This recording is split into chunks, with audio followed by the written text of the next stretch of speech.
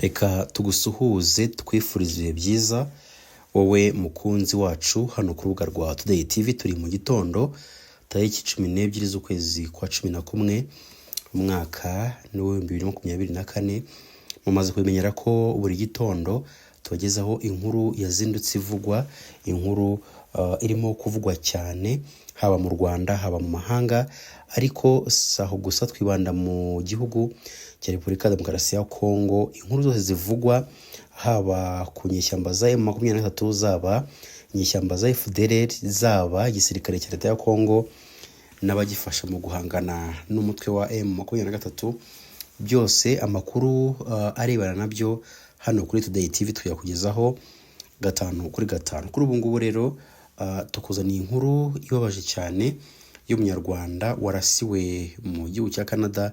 Ese yazize iki? Turaje tubikubwire. Ariko niba usanzwe ukurikira amakuru yo muri Congo, turakwinginze tugusaba kugira ngo uduhe umwanya wawe kugira ngo tukugezeho byinshi ku makuru arimo kuvugwa, ariko twashakishije amajwi y'icyegeranyo gitoya cy'abayobozi, haba umuyobozi wa FDRL n'umuyobozi wa M23 bahuriye hamwe, n'umuyobozi wa Wazalendo bahuriye mu kiganiro kimwe, batonganye bikomeye cyane kugeza aho benda nko kurwana. Ariko murabizi ko iyo babaye nk'abatumirwa akenshi babahamagara kuri telefone cyangwa bakaba bari kumwe n'abandi, ku buryo amakimbirane adashobora kugaragara muri iki kiganiro kirimo kirakorwa. Rero turagusabye kugira ngo ufate umwanya wawe tukugezeho aya makuru. Mbere yuko tukugezeho rero iyo nkuru ivugwa muri Burasirazuba bwa Congo cyangwa se mu ntambara irimo guhuza M23 ndetse n'igisirikare cya RDC cyangwa cya leta ya Congo, reka tukugezeho inkuru y'urupfu rw'uyu mugabo n'umunyarwanda witwa Kabera Erikson mu cyumweru gitaha, mutubarire mu cyumweru gishize, ubwo n'ejo bundi ku cyumweru yitabye Imana aguye mu bitaro byo mu ntara ya Ontario cyangwa se Ontario muri Canada, nyuma yo kuraswa na polisi yo muri kiriya gihugu. Kuwa gatandatu tariki 9 Ugushyingo nibwo Kabera wari ufite imyaka 43 y'amavuko yarasiwe mu nyubako yitwa Hamilton Apartment. Polisi ya Canada icyo gihe yatangaje ko uyu munyarwanda yari yabanje guhangana nayo, gusa amakuru mashya aheruka gutangazwa n'urwego rushinzwe iperereza ryihariye SCIU yerekana ko nyakwigendera mbere yo kuraswa atarigeze abanza kubarwanya cyangwa se kubarasa. Kabera araswa kandi hari umwe mu bapolisi ba Canada bakomeretse, gusa amakuru aturuka muri iki gihugu avuga ko uyu yamaze gusezererwa mu bitaro bijyanye no kuba yari yakomeretse byoroheje. Kuri uyu muryango w'abanyarwanda baba muri Canada urasaba leta y'iki gihugu gukora iperereza ryimbitse cyangwa se ritabogamye ku rupfu rwa Kabera kugira ngo hamenyekane ukuri kwiraswa rye. Are Patrick Ndengera cyangwa se Ndengera uyobora uyu muryango yagize ati, nge nka perezida wa RCA Canada ndasaba ubuyobozi bwa Canada ko hakorwa iperereza ryimbitse cyangwa se rinyuze mu mucyo, ukuri kose kukajya hagaragara. Niba hari amakosa yakozwe mu bapolisi bajye imbere y'inkiko bisobanure. Ndengera yagaragaje ko Kabera yacishaga make kandi agaharanira iterambere ry'umuryango w'abanyarwanda baba muri Canada. Kugeza ubu abashinzwe iperereza batandatu n'abahanga babiri mu gusesengura ibimenyetso bya gihanga bari gukora iperereza ku rupfu rw'uriya munyarwanda.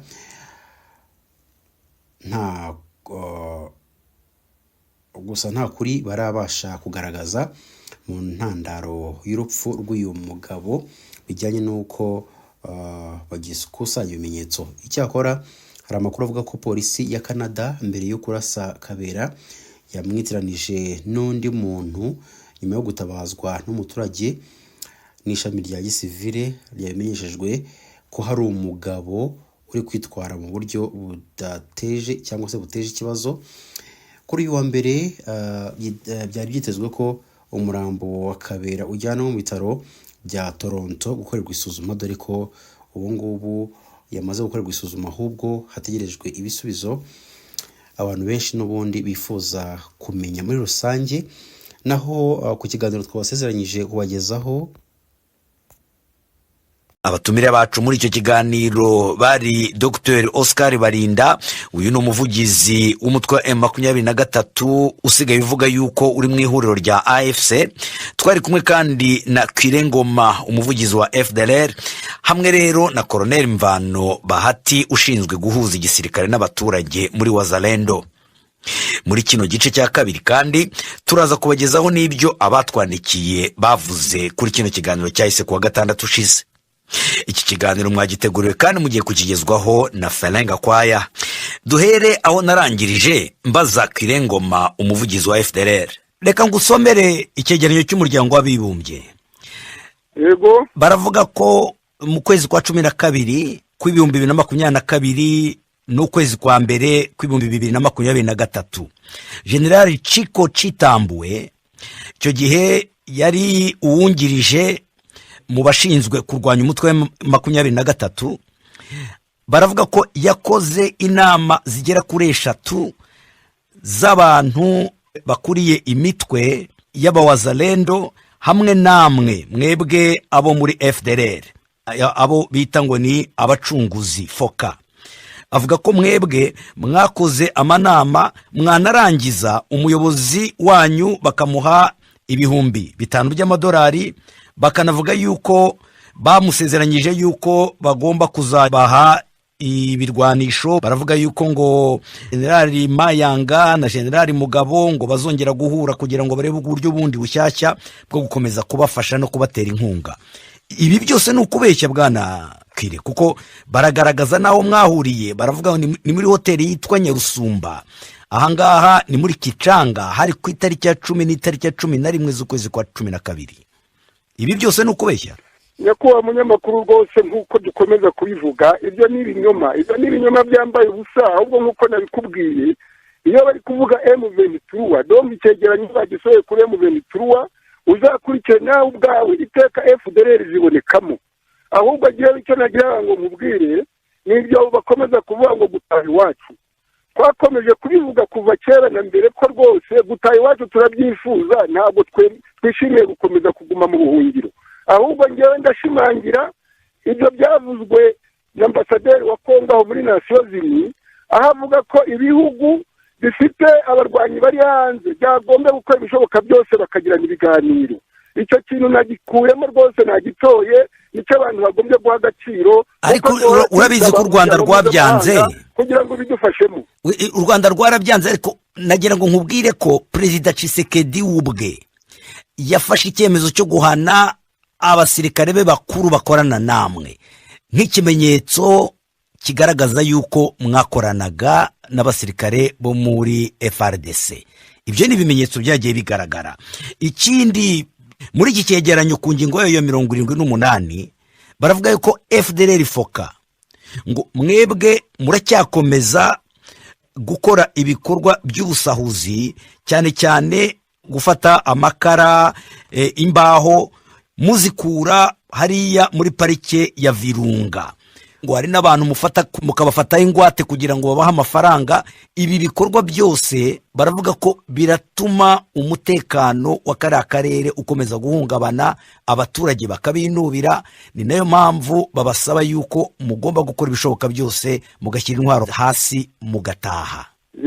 Ndumva gitangira nakubwiye ko rwose twebwe nta burenganzira dufite ku bintu by'imihanda, hagomba gukorerwa n'ubucuruzi. Ubwo rero nk'uko nabikubwiye, icyo cyegeranyo gikubiyemo amakosa. Donc urabona ko ibyo ngibyo nabikubwiye gitangira, ahubwo ni nko gushinyagura.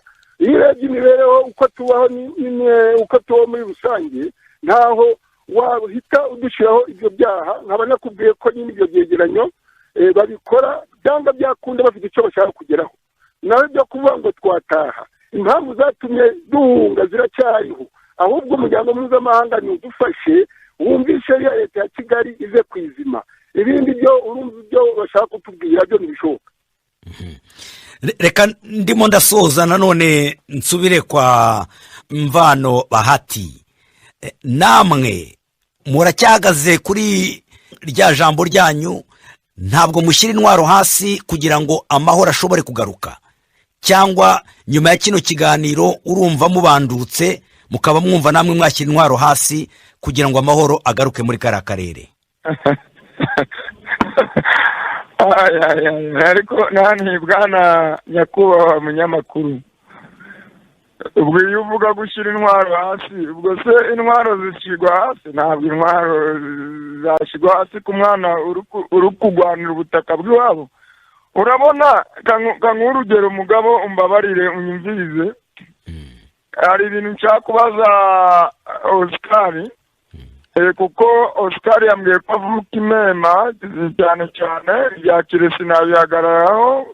uwo nshaka gukurikirana nawe ni Oscar, kuko nimba avuga ko ari umunyekongo nanjye nkaba ndi umunyekongo, nimwe ngomba kwibazaho. Ubwo kire ntabwo namwibazaho ko si umunyekongo.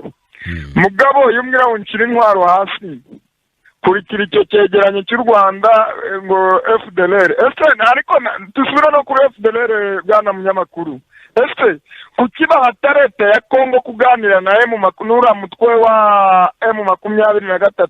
Twese tuwita umutwe, ubwo tuwita umutwe w'iterabwoba. Nambi kubwiza ukuri, ura mutwe wa M23 twe tuwufata nk'umutwe w'iterabwoba. Arahari Oscar aragusubiza humura. Ariko amanzu ukanyumva, nimba avuga ngo ni umunyemema, nimba avuka Imema, aturutse yahungiye mu Rwanda agiye gukora iki? Ese Kagame nimba yanga kuganira na FDRL, nuko ngo bose nibo u Rwanda nirwo rudutesheje umutwe ruraduhungabanyije. Yavuze ko yahungiye muri Uganda, ndagira ngo utabifata nabi. Yavuze ko yahungiye muri Uganda, bagiye muri Uganda. Ariko yahungiye muri Uganda, muri Kongo ko nta ntambara y'ubutegetsi bwagomba ubundi. Yahungiye muri Uganda, ninde wamwirutseho? Yahungiye muri Uganda agiye gufata politiki yo kumukoresha kuza gutesha umutekano wa Kongo. Yavuze ko ari brigade ya UN niyo yaje irabarasa bituma bahungira muri Uganda, niko yavuze. Mugabo nge mvuka muri Kongo ntacyo yambesha, nubwo wenda yaransunze imyaka ariko ntansunze amateka ya Nord Kivu.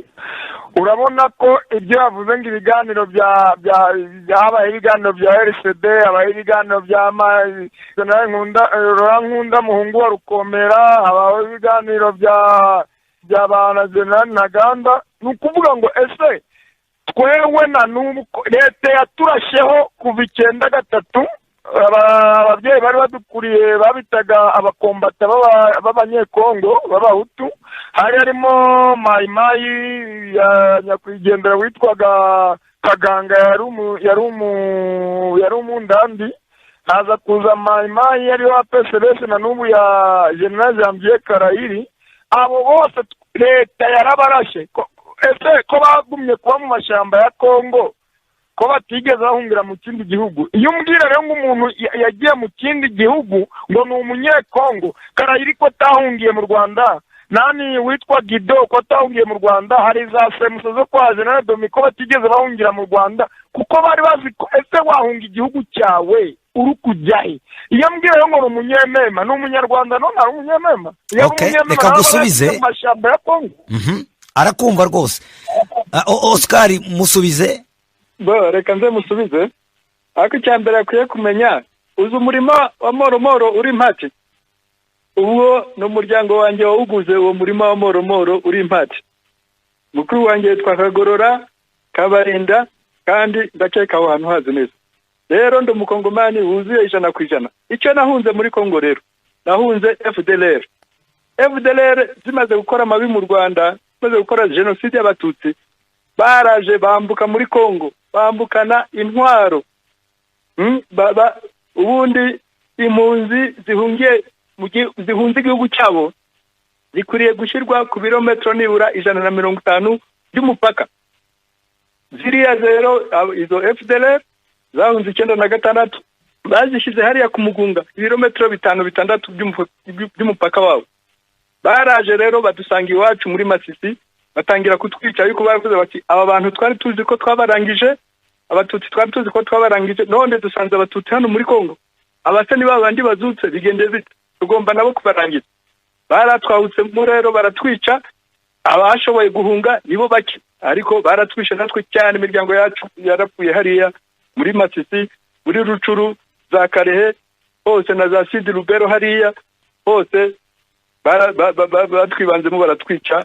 Kire arabisubiza Kire arahari kubera uko abo bantu rero bahunganye intwaro zabo barazigumanye, nubwo abo bandi ayo moko yandi niba tarahunze nuko bakoranaga ibyo byose baranagumanye, barashingirana, baracuruzanya, bacukura nayo mabuye y'agaciro hamwe.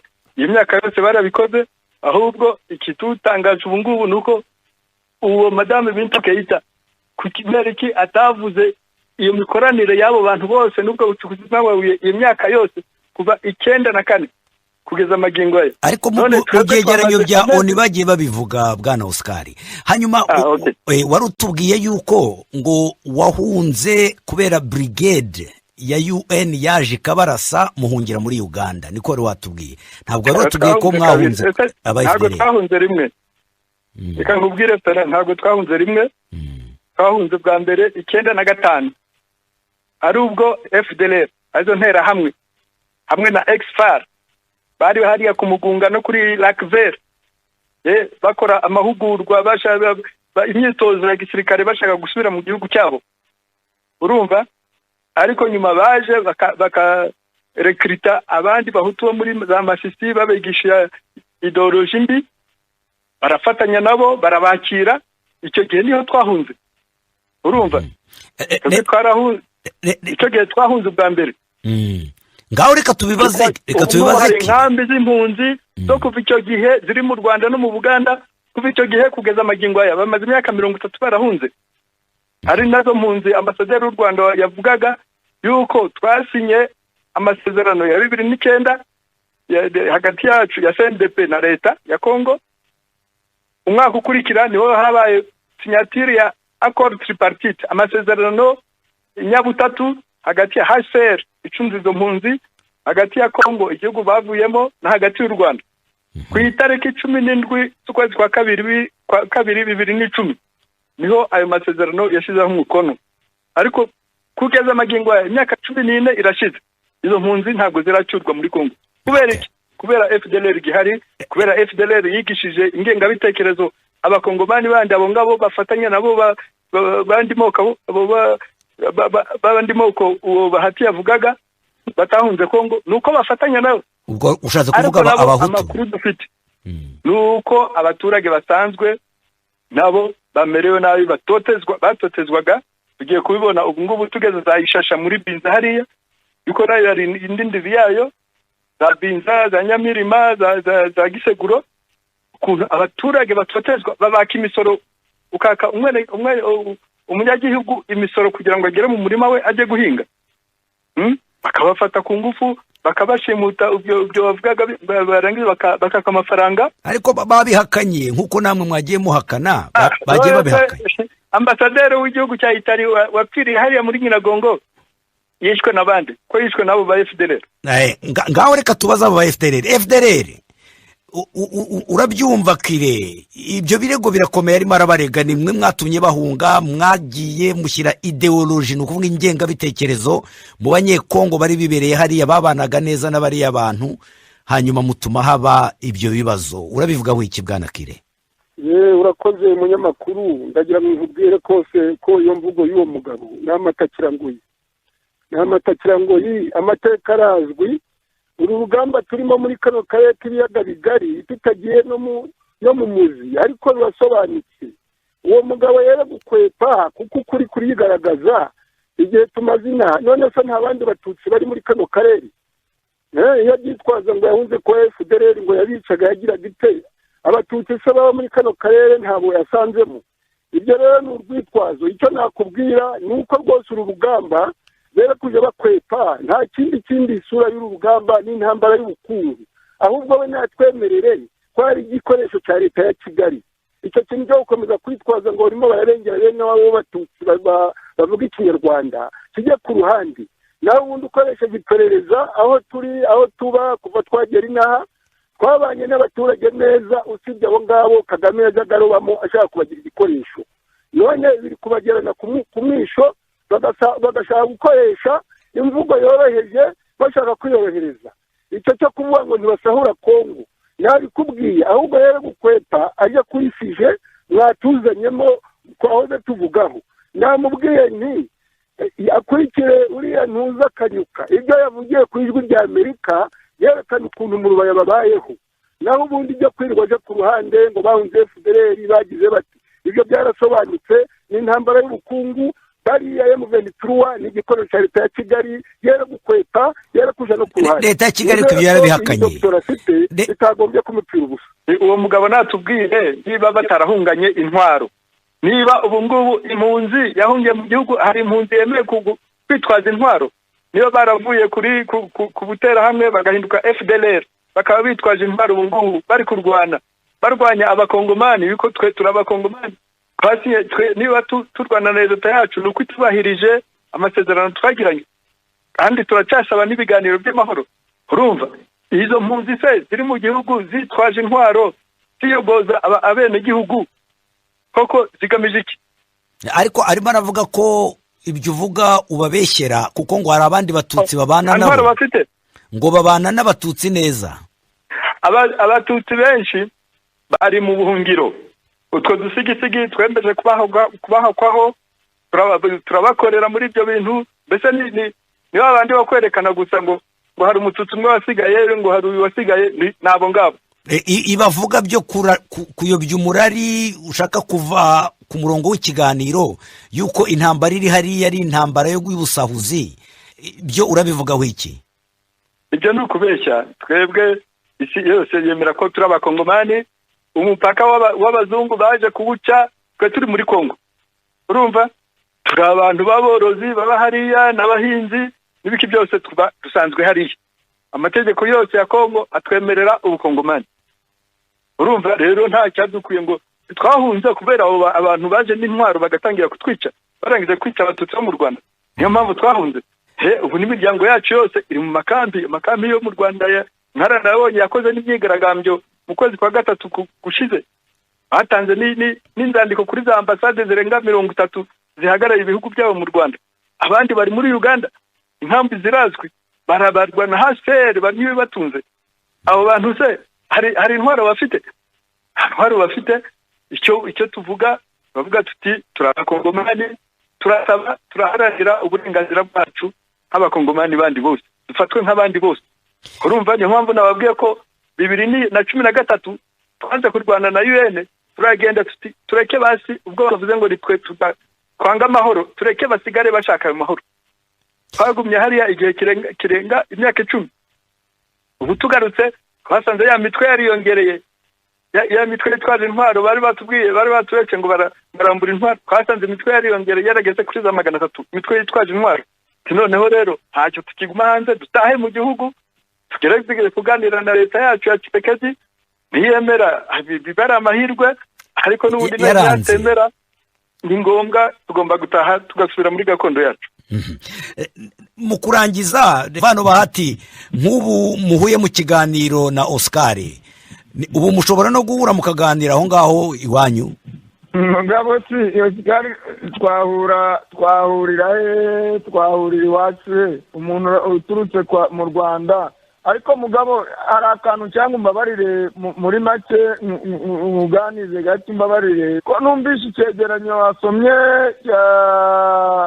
icyegeranyo cy'u Rwanda cya leta y'u Rwanda bashinja Kongo ngo FDRL itesha umutekano muri Kongo FDRL bazana kirewe ubwe ese azimvano mubaze nawe ubwe ikindi cya kabiri natwe tubumva gutyo iyo bari mu mashyamba iyo bihishe ntiwabimenya urumva kujya iyo leta y'u Rwanda iyo ishaka kuza gutesha umutekano muke wa Kongo ikitwaza FDRL ikindi cya kabiri ese FDRL nayo kanyisubireho da muraza kumbabarira ntabwo ndi ku ruhande rwa FDRL ntabwo ndi no ku ruhande rwa M23 kuko njye ndi umukongomani M23 birazwi n'abanyarwanda kanze kukubaza bose n'abanyarwanda bari guhura nubwo abihakana ariko ni umunyarwanda biri wazi ukurikirana ibiganiro icyo cyegeranyo u Rwanda rwakoze rusaba leta ya Kongo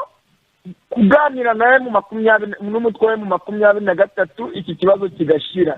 Ese kuki u Rwanda rutemera kuganira n'impunzi za FDRL ziri muri Kongo? Nimba uramutwe FDRL utesha umutekano muri Kongo, twaba abakongomani twagombye kurega.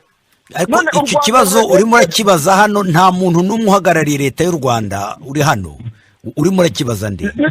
Niyo mpamvu kimara n'iki kiganiro nari nasabye ko habamo n'umuntu wa leta y'u Rwanda kuko bashaka gutesha umutekano. Ariko urimo uratubwira ngo tuzane umuvugizi wa leta y'u Rwanda, ibyo biratuma tuzana n'uwa leta ya Uganda n'uwa leta y'u Burundi, biratuma tuzana amaleta yo ngayo yose arimo aravugwa muri bino byegeranyo. Ntabwo twabishobora ibyo. Ariko ndamanza kubaza, nashaka kumanza kubaza mugenzi wanjye nani wa uyu izina riri kunje amatwaye mu 23 Oscar Barinda. Oscar voilà. Ese Oscar ko yambwiye ngo avuka Imema baguze imirimo imati akaba FDRL akaba ari impunzi z'u Rwanda zaje guhungira muri Kongo. None kuki Kagame nimba adashaka kuganira na FDRL ahata leta ya Kongo biganire na M23 mu ruhe rwego? Icyo nicyo kibazo cyakubaza. Nimba ashaka leta ya Kongo yaganira na M23 we yaganira na FDRL gatahi wa mu Rwanda. Wasomye ibyo icyegeranyo cy'u Rwanda nani bwana journaliste kurikirana icyo kinyamakuru ashatse. Nimba wumvisha ari ijambo yavuze ati leta ya Kongo nikemure nicyuri impunzi z'abanyekongo ziri mu Rwanda. Ese we kutemesha gucyura impunzi z'abanyarwanda ziri muri Kongo kandi azicyura kandi basanzwe baza bamaze kuza benshi? Ese azicyura nimba azicyura ni HPR ni ishinzwe gucyura impunzi. Ugiye kutujyana mu kindi kiganiro, ariko turimo turarangiza ibyo twarabivuze mu biganiro byacu byinshi cyane. FDRL irabizi, hano kirarabizi, bamaze gutahukana abantu benshi cyane bari mu Rwanda. Ibyo ngibyo ntabwo ari ibintu byo kubeshya.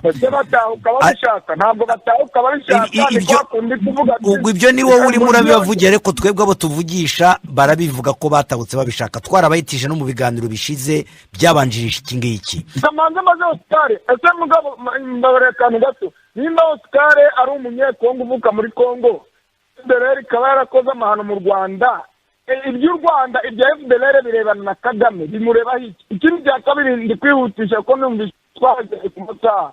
Ese M23 ko yagiye mu Rwanda na Uganda, kuki Kongo leta ya Kongo igeze kuyiga mu Rwanda ngo iteze umutekano? Ese iki wigeze wumva FDRL ngende umukongomani byabo nombiza ariko nacyo kamibaze batere kujya baza kudutesha umutekano muri Kongo bitwaza FDRL? Ese FDRL mbwira ahantu na hamwe FDRL iva muri Kongo ijya gutesha umutekano mu Rwanda? Kuki bashaka kuza kudutesha umutekano bitwaje FDRL? FDRL iri muri Kongo natwe nuwo turimo kuvuga no muvugizi wa FDRL nawo mubaje ntabwo ari, ariko nimba ari mu shamba ntabwo baza gutesha umutekano Kongo hejuru ya FDRL. Ese FDRL iva muri Kongo ijya gutesha umutekano mu Rwanda, ariko twe dufite impungenge kuko bo bakoresha M23 ikaza gutesha umutekano wa Kongo, abaturage bagapfa. Ubu bari gukidinapa abantu bitwaza ahantu hegereye bazerende. Ikintu kimwe nasubiza bamuvandimwe nuko mbonye ko FDLR yungutse abandi bavugizi babiri, harimo uwo nguwo twavuganaga Bahati, ariko hakabamo n'uriya mudamu Bintu Keita wa MONUSCO. Ibyo byose rero bitugaragariza akagambane karenze ka MONUSCO n'abayobozi bayo mu gukongeza ibibazo ivugira FDRL. Bwana Oscar, umutekano muke muri Repubulika Iharanira Demokarasi ya Kongo, cyane muri aka gace k'Iburasirazuba. Nyuma y'imyaka 25 imaze muri Kongo, MONUSCO ntabwo yigeze igaragaza ubushake mu gukemura ibibazo, ahubwo yarananiwe uko yadusanze, uko yenda kudusiga yuko izataha mu mpera z'umwaka. Muzi ko ahenshi yavuyemo, ariko bavuze ko babungabunze umutekano w'abantu benshi muri kiriya cyegeranyo yatanze kuwa mbere yavuze abantu babungabunga umutekano benshi. Abantu bapfa muri Goma buri munsi ubazi. Ntibakwira hose, ariko yavuze muri Ituri aho bakorana na leta ya Kongo, avuga muri Kivu. Bari abahema bicwa na Kodeko muri Ituri, ntabwo mubabona se? Ego, ariko avuga ko iyo batahaba haba hapfuye benshi. Agenda avuga ibikorwa bagiye bakora. Na ADF yica abantu muri metero 100 ikigo cya MONUSCO. Kandi MONUSCO ntize gutabara. Rero hari akagambane gakomeye ku baturage bose ba Kongo, biko misiyo yabazanye ubutumwa baje mu bwo kugarura amahoro muri Kongo, ahubwo bagiye genda gusandara. Okay, ndagushimiye ku kiganiro uduhaye bwana Oscar Barinda. Murakoze cyane Sereka kwa. Ndagushimiye nawe Kwirengoma ku kiganiro waduhaye. Urakoze nawe, ariko nyine uwo muhungu nyine Oscar. Donc en fait tibaje bamubaza ibibazo ngo irazi Nyanza. Donc en fait turabona ko ikibazo nyamukuru kirazwi. Niba bamubajije ibibazo amabi akorwa n'umuhari wabo, ni mbese birantangaza kumva ko itazana ama FDRL. Umva rero rwose nanjye nagushimira, kandi urubuga nkuru turabikeneye. Abantu baje bavuga bisanzuye, n'icyo kibazo wari utubajije twese twahura tukaganira tugashikirana. Nta kidashoboka iyo harimo kuvugisha ukuri. Nta kidashoboka kuko n'ibiganiro na za negociation zibaho, ahubwo muvandimwe azagerageza gukweta ikibazo nyamukuru. Naho ubundi nako turabashimiye. Urakoze cyane Kirengoma. Iza muri Kongo titwaje intwaro twari kukwakira tukagutuza neza n'impunzi zindi zose. Okay, reka turangize. Nawe kurukuza ufite intwaro mugabo uvuye mu Rwanda wahunga ese kubaza FDRL ngo yitwaje intwaro, namwe no twabakira kuko namwe mwitwaje intwaro, muze nk'impunzi tubakire kuko nawe witwaje intwaro, nta mpunzi yitwaje intwaro. Okay, reka turangiriza ndumva ibiganiro tutabirangiza. Ngushimire nawe Mvano Bahati ku kiganiro waduhaye. Reka natwe turabashimiye bwana journaliste kandi mwakoze. Reka mfate uyu mwanya ngushimire wowe mukunzi wacu ku rubuga rwa Today TV, tukugezaho amakuru agiye atandukanye abera mu gihugu cy'u Rwanda ndetse no hanze y'u Rwanda. Na makuru noneho asa nkaho yamaze guteza ikibazo. Murabizi meya w'akarere ka Rulindo no mumama cyangwa se no mugore usa nkaho urimo guteza ikibazo gikomeye muri kariya karere, kuko hari umugabo wari gitifu yanze mu buryo budasobanutse. Hari benshi rero barimo baravuga bati ese haba hari ikindi kintu kibyihishe inyuma, wenda hakaba hari ikibarimo gupfa ariko hakaba nta muntu ubizi. Ibi ngibi byagiye bishyirwaho umucyo na Minisiteri y'Abakozi ba Leta n'Umurimo, bishyirwaho umucyo na NIDA. Turifuza ko uza gusobanukirwa neza ahantu ikibazo kiri. Turaje turakuramburire iyi nkuru. Byabaye kenshi, ni inkuru imaze igihe kinini cyane ivugwaho. Kuri ubu ngubu bimaze gufata indi ntera, aho uyu mumeya amaze igihe kinini cyane ahagaritse uyu muyobozi, uyu mugitifu w'umurenge. Turaje tukubwire byinshi kuri iyi nkuru, wowe ntujye kure. Turagusaba ko wafata isegonda rimwe gusa ugakora subscribe, ugatanga igitekerezo cyawe kugira ngo tumenye byinshi bifuza ko twahindura mu buryo tukugezaho amakuru umunsi ku wundi. Ni inkuru rero izindutse ivugwa, ariko imaze n'igihe ivugwa, si uvuga ngo n'uyu munsi gusa, ahubwo imaze ivugwa. Abantu rero bakibaza se kino kibazo kizakemuka ari uko perezida ubwe yivugiye. Ni ikibazo kirimo kibazwa n'abantu benshi bitewe n'imyitwarire ya gitifu, imyitwarire ya meya w'akarere ka Rulindo. Turaje rero tukubwire byinshi kuri aya makuru, tuguhaye ikaze mu nkuru z'ikinyamakuru Bwiza dukesha inkuru zo mu bihe bitandukanye zagarutse kuri dosiye y'uwahoze ari gitifu w'umurenge wa Mbogo mu karere ka Rulindo warirukanywe, ariko nyuma komisiyo y'abakozi ba leta n'umurimo mu busesenguzi yakoze ikandikira meya wa Rulindo inshuro zigera kuri 3 imusaba kumusubiza mu kazi. Niko byagenze. Uyu Ndagijimana Frodouard yasubijwe mu kazi, aho mu nkuru zatambutse cyangwa se mu nkuru ziheruka twababwiye ko tariki 4 Ugushyingo 2024 yahamagawe ku biro by'akarere gakorera agahabwa ibaruwa imusubiza mu kazi nk'umunyamabanga nshingwabikorwa w'umurenge wa Mbogo. Ariho kanya yahise ahabwa indi baruwa imuhindurira inshingano, aho yagizwe umujyanama wa meya, ni ukuvuga umujyanama wa komite nyobozi y'akarere ka Rulindo. Abantu benshi bakimara kumva inkuru, abenshi bibajije ukuntu abo bombi bazakorana, kandi byaragaragaye ko hari umwe muri bo udashaka mugenzi we, kuko habayemo kwinangira inshuro nyinshi.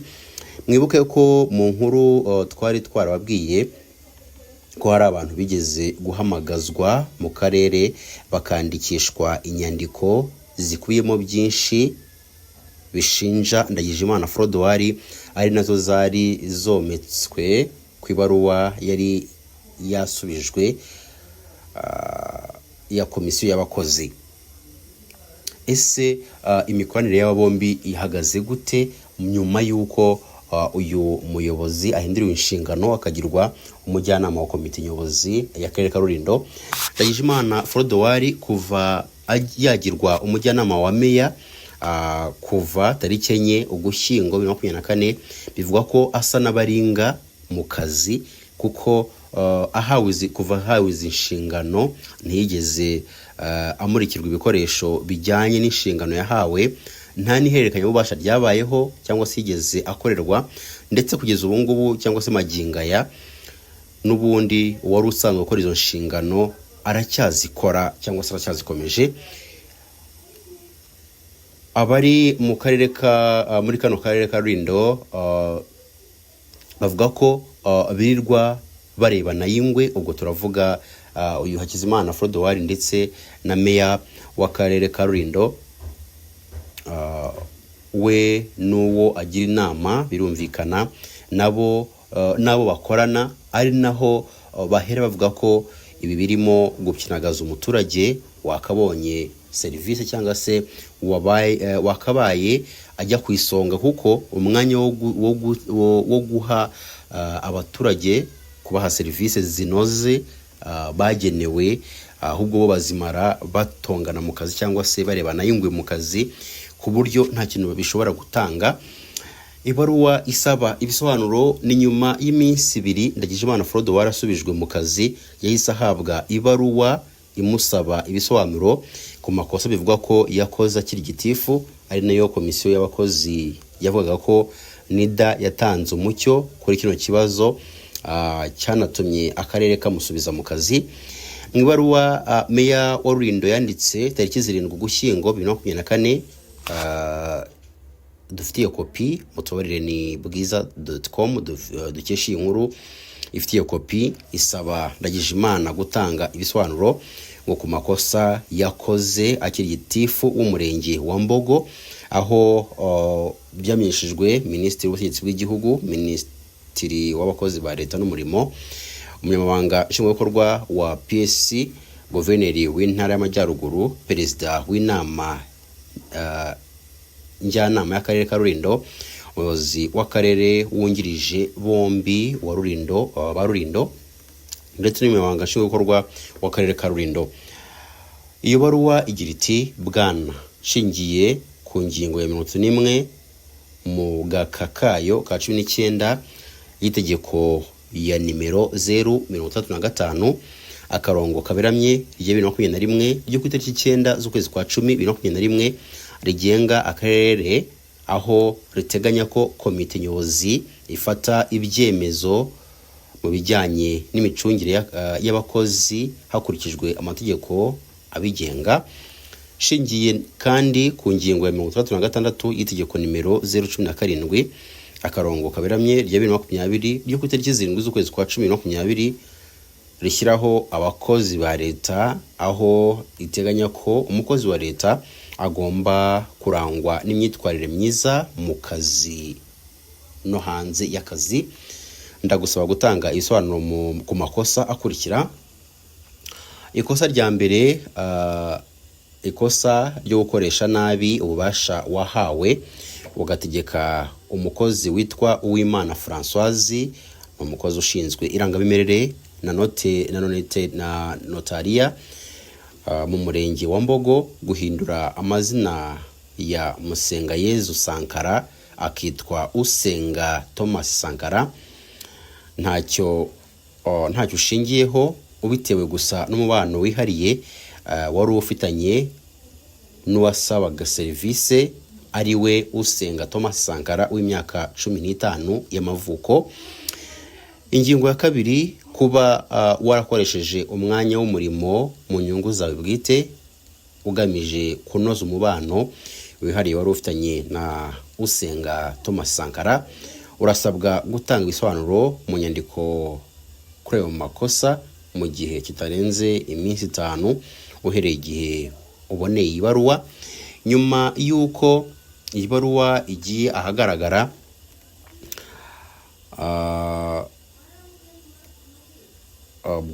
Bwiza dukesha inkuru mu nkuru yayo iheruka gushyira hanze yegereye umwe mu banyamategeko wahawe izina rya incabwenge kuko atifuje ko imyirondoro ye yajya ahagaragara.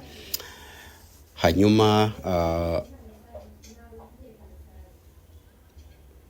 kugira ngo agire icyo avuga kuri kino kibazo, yagize ati ikigaragara uyu mumeya bigaragara ko adashaka kuriya mukozi. Icyo mbona barashaka kongera gutangiza dosiye bundi bushyashya, kandi uyu Ndagijimana buriya barashaka ko azandika ibaruwa asubiza, meya azahita amwirukana cyangwa se amubwira ko ibisobanuro yatanze bitumvikana, ahite ahera ko amwirukane cyangwa muhagarike. Yakomeje avuga ko ubundi amakosa yakozwe mbere hose, ko bidashobokaga ko umuntu mwaserera kuri ruriya rwego ngo mukorane ko icyagomba gukorwa baba baramusubije mu kazi ariko akimurirwa mu kandi karere. Yagize ati keretse niba ibyakozwe byaraganiriweho na zimwe mu nzego bakaba bagira ngo bazamwirukanire muri Rulindo, ariko mbona nta mpamvu kuko komisiyo y'abakozi ibi yari yarabishyizeho umucyo no kuba yarasubijwe mu kazi nuko byagombaga guhosha, ahubwo bakazamutegera ku yandi makosa, dore ko muzirizi ya nzego ko yenda kose hora amakosa. Avuga ko ibi byambika ubusa imikorere n'imikoranire by'inzego, bigatuma abaturage rimwe na rimwe igihe bababwiye ko umuntu runaka yeguye bibagora kubyumva. Turakomeza dukurikirane iby'iyi nkuru. Reka tukubwire ko tugufite n'andi makuru menshi. Wowe icyo usabwa ni gukora subscribe.